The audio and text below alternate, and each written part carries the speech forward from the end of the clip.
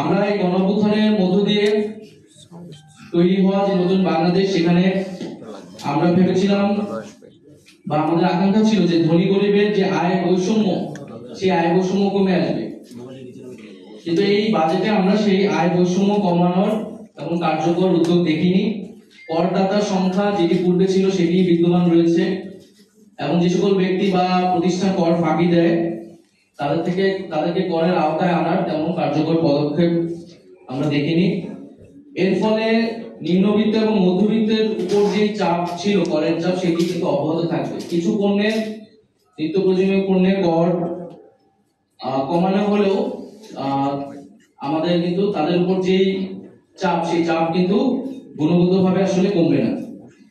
দ্বিতীয়ত আমরা বলছি যে এই জুলাই গণঅভ্যুত্থান শুরু হয়েছিল বেকার সমস্যা থেকে, কর্মসংস্থানের আন্দোলন থেকেই কিন্তু এই গণঅভ্যুত্থানের সূত্রপাত।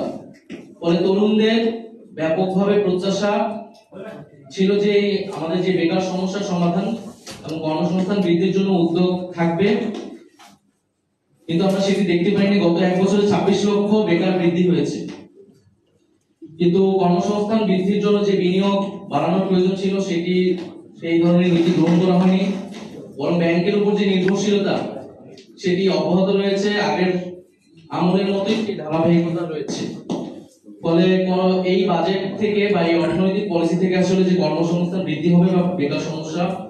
ওয়ালটন আবারও মিলিনিয়ার অফারে ওয়ালটন ফ্রিজ কিনে আপনিও হয়ে যেতে পারেন মিলিয়নিয়ার। মিলিনিয়ার ছড়াছড়ি দেশ জুড়ে, এটা শুধু ওয়ালটনই পারে। নিরসন হবে কার্যকরভাবে সেটা আমরা মনে করছি না।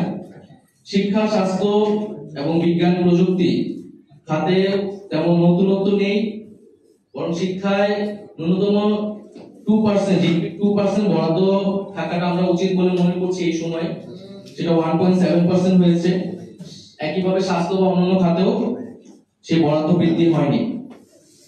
আরেকটি গুরুত্বপূর্ণ বিষয় হচ্ছে যে প্রবাসী শ্রমিকদের বিষয়ে আমরা চেয়েছিলাম যে তাদের প্রতি সরকারের নজর থাকবে এই বাজেটে, কারণ এই অর্থনৈতিক ভঙ্গুর অবস্থা থেকে কিন্তু রেমিটেন্স, প্রবাসী শ্রমিকদের যে রেমিটেন্স আমরা পাই তাদের থেকে, সেটা একটা গুরুত্ব বহন করে এই অর্থনৈতিক ব্যবস্থার উন্নয়নের জন্য। কিন্তু আমরা দেখছি যে প্রবাসী কল্যাণ মন্ত্রণালয়ের বাজেট কমানো হয়েছে, সেটি প্রায়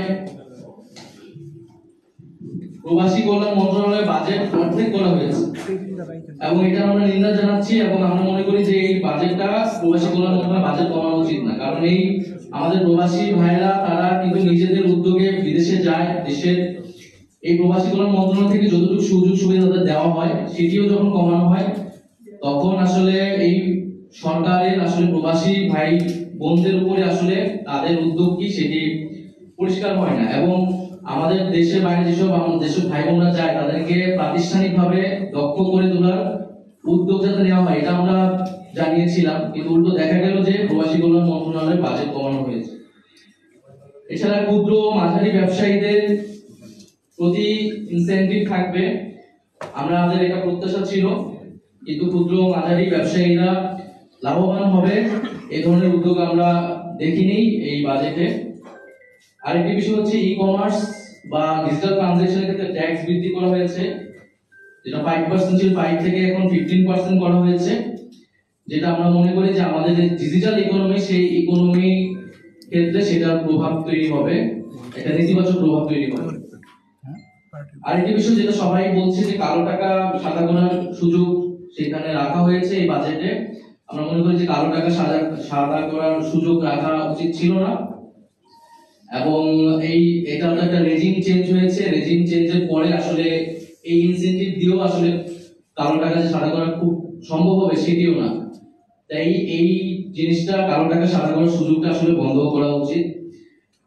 আর সর্বোপরি যে জুলাই আহত শহীদ পরিবার এবং আহতদের জন্য 405 কোটি টাকা বরাদ্দ করা হয়েছে, আমরা এটাকে সাধুবাদ জানাই, কিন্তু আমরা বলবো যে এই টাকাটা যাতে যথাযথভাবে খরচ করা হয় এবং তাদের যে যথাযথ পুনর্বাসনের কথা আমরা বলতেছি, সেই পরিকল্পনা মাফিক যাতে এই টাকাটা খরচ করা হয় এবং তাদের প্রতি যে প্রতিশ্রুতি দেওয়া হয়েছিল, সেই প্রতিশ্রুতিগুলো যাতে দ্রুত সময়ের মধ্যেই পালন করা হয়।